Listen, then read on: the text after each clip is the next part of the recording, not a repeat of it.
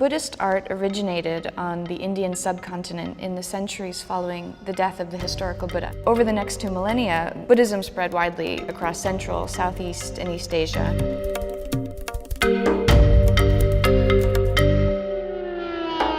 Northern and southern trade routes of the Silk Road played a tremendous role in the development of Buddhist art. We find some of the earliest examples of Buddhist iconic art in the ancient region of Gandhara, which is modern-day Kandahar in Afghanistan. The region of Gandhara was colonized by Alexander the Great. The legacy of Hellenistic art that Alexander left in his wake integrated with indigenous Indic artistic traditions and created this extraordinary amalgam of East and West.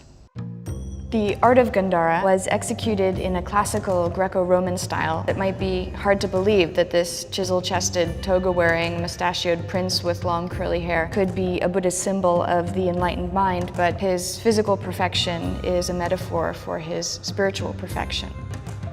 900 years after the golden age of Gandhara, one can still find the footprint of northwestern Indian sculpture in the bronze work of western Tibet. In this rare 12th century bodhisattva depicting Manjushri, the bodhisattva of wisdom, we see the dignified standing figure with graceful lines and proportions, the elegant headdress and jewels. He holds a lotus flower in his left hand with an oblong-shaped religious text atop it, which symbolizes his mastery of the Dharma, or the Buddhist teachings.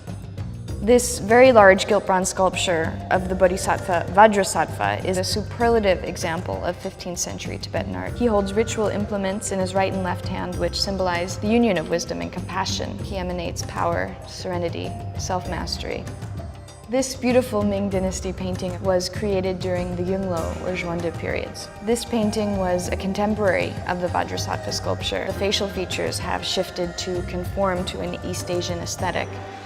In this Japanese painting, we see the Buddha's parinirvana, the death of an enlightened being. What is fascinating about this painting are the many cross-cultural allusions, the kabuki-style faces of the women, the high drama of the animals, Japanese costumes of the mourning disciples, the beautifully embroidered Chinese silks. Iconic representations of the Buddha allowed people of different cultures to connect with the message of Buddhism. These artworks serve as a tool for the initiated, the artist, and the spiritual aspirant to contemplate the enlightened aspects of human existence.